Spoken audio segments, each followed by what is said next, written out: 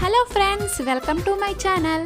ఇంట్లోనే హెల్తీగా సింపుల్గా సపోటా జ్యూస్ ఎలా చేయాలో చూసేద్దాం రండి. మనకి కావలసినవండి సపోటాలు, ఐస్ వాటర్, ఓన్లీ షుగర్. ఈ 3 ఇంగ్రీడియంట్స్తోనే ఇంకా సపోటా జ్యూస్ అయిపోతుంది. ఇంట్లో చేసుకున్న దానికి బయట కొనుక్కునే దానికి చాలా డిఫరెంట్ ఉంటుందండి.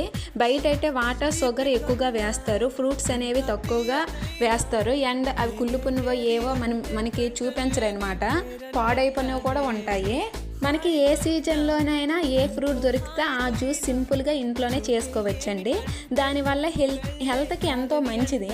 జ్యూస్కి పళ్ళు తినడానికి చాలా డిఫరెంట్ ఉందండి. పళ్ళు అయితే రోజుకి ఒక 3-4 కన్నా ఎక్కువ తినలేము, మోస్ట్ అయితే వచ్చేస్తుంది. నాకైతే ఎక్కువ నేను తినలేనండి. అదే జ్యూస్ అయితే ఇంకా తాగాలనిపిస్తుంది. ఆరోగ్యానికి కూడా చాలా మంచిదనమాట. మా ఇంట్లో 4 days బ్యాక్ పళ్ళు తెచ్చామండి, ఇంకా అలానే ఉన్నాయి, ఒక్కటైనా తినలేదనమాట. ఇంకా పాడైపోతాయని జ్యూస్ చేసేసాము. చూడండి, మా మనీ జసంత్ వాళ్ళు కూడా అక్క జ్యూసే బాగుంది, జ్యూసే చేసేయి అక్క అని అన్నారు. మిగిలిన పళ్ళు కూడా జ్యూస్ చేసేసానండి. వీడియో నచ్చినట్లయితే లైక్ అండ్ షేర్